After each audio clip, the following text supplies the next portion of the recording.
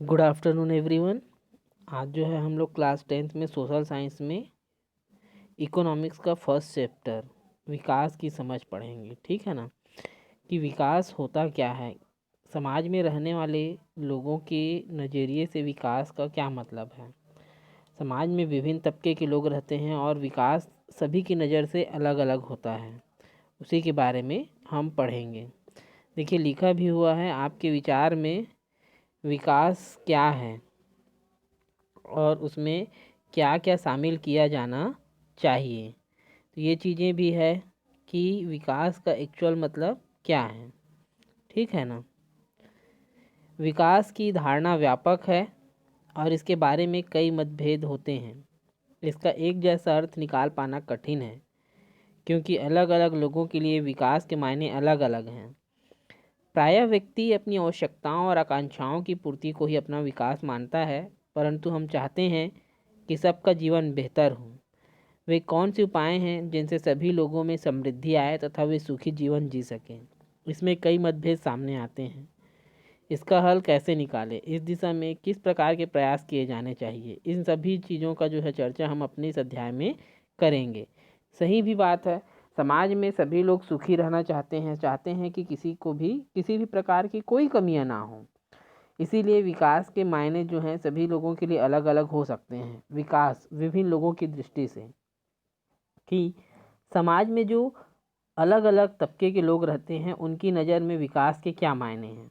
नीचे तालिका भी दी गई है, उसमें हम देखेंगे कि नीचे तालिका में कुछ लोगों की आकांक्षाएं दर्शाई गई है। इनमें वे व्यक्तिगत विकास के बारे में क्या सोचते हैं की कल्पना की गई है। ये उदाहरण मात्र हो सकता है कि उनके और भी लक्ष्य हों। आप इस सूची में शामिल लोगों की संभावित आकांक्षाओं का अनुमान लगाते हुए तालिका को पूर्ण कीजिए। ठीक है, तालिका 17.1 के निरीक्षण से पता चलता है कि प्रायः सभी लोग उन चीज़ों की आकांक्षा रखते हैं जो उनके लिए सर्वाधिक महत्वपूर्ण है। ये आकांक्षाएं कई तरह की है। आपने देखा है कि कॉलेज की छात्रा शिक्षा के बेहतर अवसर एवं रोजगार की सुविधाओं के अतिरिक्त स्वतंत्रता एवं सुरक्षा को आवश्यक समझती है। अगर हम विकास के बारे में देखें कि जो कॉलेज में पढ़ने वाली छात्रा है उसके हिसाब से जो है शिक्षा के बेहतर और रोजगार की जो है अच्छी सुविधा हो। इसके अलावा वो समाज में अपने आप को स्वतंत्रता भी चाहती है और अपने लिए सुरक्षा भी मानती है।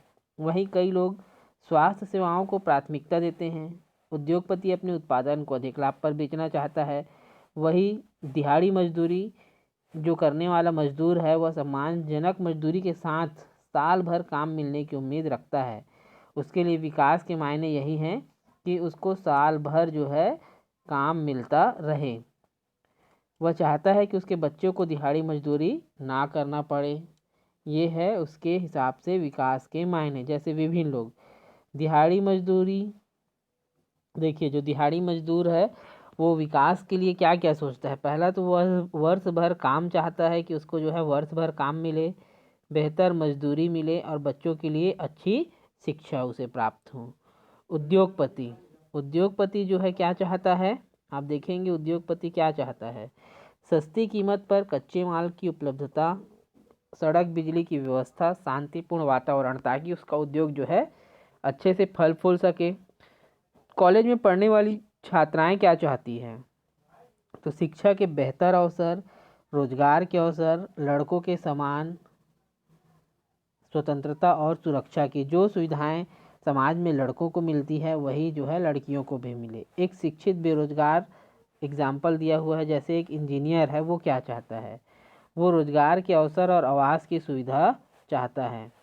महिला जो खेत में काम करने वाली मजदूर है, अच्छी मजदूरी, सुरक्षा, साल भर रोजगार व स्वास्थ्य सेवाएं वो चाहती है। तो इस प्रकार हम देखें कि अलग अलग जो व्यक्ति हैं वो अलग अलग तरह से जो है विकास को अपने नज़रिए से देखते हैं। दिहाड़ी मजदूरी चाहता है कि उसे रोजगार मिले, साल भर मिले, ताकि उसके बच्चों को अच्छी शिक्षा मिल सके और उसका बच्चा भी दिहाड़ी मजदूर ना बने। कॉलेज में पढ़ने वाली छात्रा चाहती हैं कि उसे शिक्षा के अच्छे अवसर मिले, साथ ही रोजगार की सुविधा हो और समाज में स्वतंत्रता और सुरक्षा उसे मिले।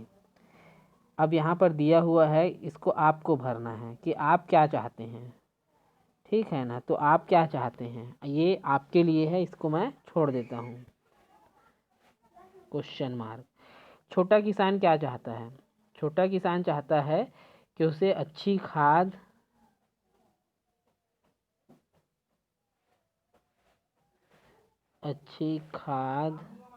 व बीज मिल सके। शिक्षक चाहता है कि उसे एक अच्छा एटमॉस्फेयर मिल सके ताकि वो बच्चों को अच्छे से पढ़ा सके। गांव का सरपंच चाहता है कि अधिक से अधिक सुविधाएं उपलब्ध हो जिससे गांव जो है उत्तरोत्तर विकास की ओर बढ़ सके। अब ये एक रिक्शा चालक है। अगर हम इस रिक्शा चालक के बारे में सोचें तो ये रिक्शा चालक जो है क्या चाहता है, उसके बारे में हम सोच सकते हैं कि भाई इसके लिए क्या है। तो इसको तो सबसे पहले क्या चाहिए, अच्छी सवारी चाहिए। अच्छी सवारी। अच्छी सवारी का मतलब यहाँ पर कि उसे जो है अच्छे से लोग मिले, साथ ही साथ जो है अच्छा पैसा मिले। ठीक है ना, ये हो गया।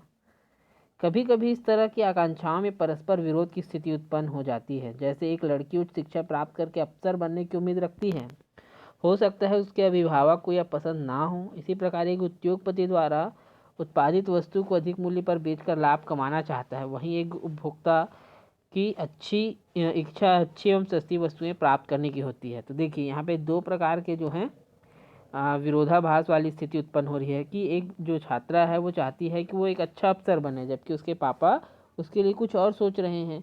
तो दोनों के जो है सोच में अंतर है। वहीं एक उद्योगपति जो है अपने माल को जो है अधिक मूल्य पर बेचना चाहता है, वहीं जो खरीदार है वह उसे अच्छा माल भी चाहता है और कम कीमत पर भी चाहता है। उपयुक्त बातों से यह स्पष्ट होता है कि व्यक्ति अपने व परिवार के विकास के हितों की रक्षा हेतु कई प्रकार की आकांक्षाएं रखता है। परंतु क्या आप सोच सकते हैं, यदि किसी क्षेत्र के सभी लोगों के विकास की बात की जाए तो यह उन लोगों के व्यक्तिगत विचारों से अलग होती है। हम सभी लोगों के लिए हित या सार्वजनिक हित की बात करते हैं तो हमें कुछ और विशेष ज़रूरतों पर विचार करना होगा। अभी तक हम विकास के संदर्भ में जो है व्यक्तियों की अपनी पर्सनल थॉट देख रहे थे कि एक व्यक्ति जो है उसके विचार से जो है विकास के क्या अर्थ हो सकते हैं। परंतु यदि हम किसी समाज या क्षेत्र में रहते हैं तो हमें जो है सार्वजनिक हित की नज़र से विकास को देखना होगा। इसमें जो सार्वजनिक हित के विचार हैं वह लोगों के व्यक्तिगत विचारों से हमेशा अलग होते ही हैं, क्योंकि सभी के विचार एक जैसे नहीं होते हैं। और जो सार्वजनिक होते हैं उस समाज में जो ज़रूरतें हैं, जो माहौल है और जो आवश्यकताएं हैं, उसी के हिसाब से जो है सार्वजनिक हित जो है तय होते हैं। तो इसके लिए हमें आवश्यक है कि हम कुछ और बातों पर भी ध्यान दें। उदाहरण के लिए विद्यालयों की स्थापना से गांव शहर के अधिकांश लोगों को पढ़ने का अवसर प्राप्त होता है जो पहले नहीं मिल पा रहा था। इन सुविधाओं की सार्वजनिक पहुंच सुनिश्चित करने के लिए निःशुल्क शिक्षा, मध्याह्न भोजन, छात्रवृत्ति जैसे योजनाएं चलाई जाती है। ठीक है, एक उदाहरण दिया हुआ है कि यदि हम गांव में विद्यालयों की स्थापना करते हैं तो उससे क्या होगा कि अधिकांश लोग जो है शिक्षा ग्रहण कर पाएंगे जो पहले उनको नहीं मिल पा रहा था। साथ ही इन सुविधाओं की सार्वजनिक पहुंच को निश्चित करने के लिए कि अधिक से अधिक लोग जो है इसमें शिक्षा ग्रहण करें, इसके लिए आवश्यक है कि क्या, पहले तो शिक्षा जो है निःशुल्क हो जाए, दूसरा मध्याह्न भोजन की व्यवस्था, साथ ही साथ छात्रवृत्ति जैसी योजनाएं चलाई जाए जिससे लोग आकर्षित होकर जो है अपने बच्चों का दाखिला उसमें कराएं। इससे सभी लोगों तक इस सुविधा की पहुंच सुनिश्चित होती है और सभी लोग इसका लाभ प्राप्त कर सकते हैं। इसी प्रकार अन्य सार्वजनिक सुविधाओं में सड़क, स्वास्थ्य, पेयजल, सार्वजनिक वितरण प्रणाली तथा स्वच्छता आदि शामिल है जो सबके हितों के लिए होते हैं। या हम कह लें कि हमारे जो दैनिक जीवन की ज़रूरतें हैं, जो मूलभूत सुविधाओं की आवश्यकताएं हैं, उन्हें हम सार्वजनिक हितों के रूप में देखते हैं, क्योंकि व्यक्ति के लिए सड़क, स्वास्थ्य, पेयजल, सार्वजनिक वितरण प्रणाली के तहत जो है अन्न या राशन कह लें, स्वच्छता जो है सभी के लिए क्या है, बहुत आवश्यक हैं। सार्वजनिक हितों को समझने का प्रयास करें। कोई एक गांव है, उस गांव में आने जाने के लिए एक पगडंडी थी। ठीक है ना, अगर हम सार्वजनिक हित की बात कर रहे हैं, सार्वजनिक हित मतलब जिस जगह पे सभी लोग रहते हैं उस कोई भी कार्य किया जाएगा उस कार्य का जो है फ़ायदा वो सभी लोगों को मिलेगा। एग्जाम्पल से समझते हैं कि कोई एक गांव है जहां आने जाने के लिए सिर्फ एक पगडंडी है। सामान्य दिनों में आने जाने में किसी को कोई परेशानी नहीं होती है क्योंकि कच्चा रास्ता है। लेकिन बाकी दिनों में क्या होता है कि वहां से लोग आसानी से आ जा सकते हैं। लेकिन बारिश के दिनों में क्या होता है, पूरी तरह रास्ता जो है कीचड़ में तब्दील होकर बंद हो जाता है और लोगों को आने जाने में खासा परेशानी होती है, बहुत तकलीफ होता है। इस कारण वहाँ के लोगों को काफ़ी मुश्किलों का सामना करना पड़ता था। कुछ लोगों को विचार आया कि क्यों ना इस पगडंडी की जगह पक्की सड़क बना दी जाए। अब चूंकि पक्की सड़क बन जाएगी तो किसी एक व्यक्ति को तो लाभ नहीं मिलेगा ना गांव में, क्योंकि सभी लोग आना जाना करते हैं। उस पगडंडी से लगी हुई जमीन के कुछ भूस्वामी पक्की सड़क बनाने हेतु अपनी जमीन देने को तैयार हो गए, पर वहीं कुछ और लोगों ने इससे इनकार कर दिया।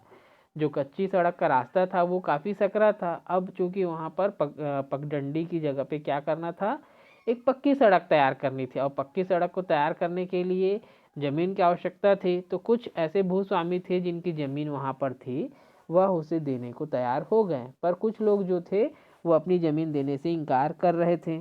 अब जब इस मुद्दे पर ग्राम सभा की बैठक बुलाई गई और विस्तृत चर्चा की गई तो अंततः सभी भूस्वामी सार्वजनिक हित को देखते हुए अपनी भूमि देने को तैयार हो गए। अब चूंकि कुछ लोग तैयार थे और कुछ लोग जो है विरोध कर रहे थे, और गांव के लाभ के लिए बात थी कि भाई किसी एक व्यक्ति का तो उसमें लाभ निहित नहीं था। अतः गांव की सभा बुलाई गई और सभी मुद्दों पर विचार विमर्श करने के बाद जो भूस्वामी उस जमीन को देने के लिए तैयार नहीं थे, वे भी अब क्या हो गए, तैयार हो गए।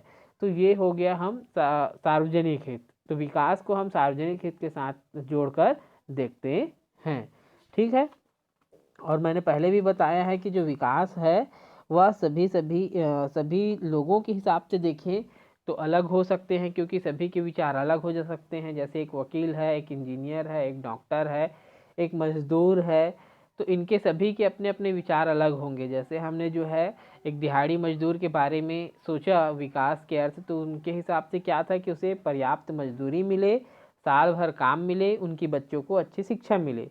वहीं जो है कॉलेज की छात्रा चाहती है कि उसे शिक्षा के विस्तृत अवसर मिले, रोजगार की सुविधा उपलब्ध हो तथा समाज में क्या हो, उसको स्वतंत्रता और सुरक्षा की प्राप्ति हो। तो इस प्रकार जो है पर्सनल विकास अगर हम सोचें तो वो क्या है, सबके अलग अलग हैं, परंतु विकास को जो है हम सार्वजनिक हित के साथ जोड़कर देखते हैं। कल जो है बच्चों हम देखेंगे विकास की योजनाओं में विरोधाभास। ठीक है। किसी भी प्रकार का डाउट होगा तो ज़रूर पूछेंगे। Thank you.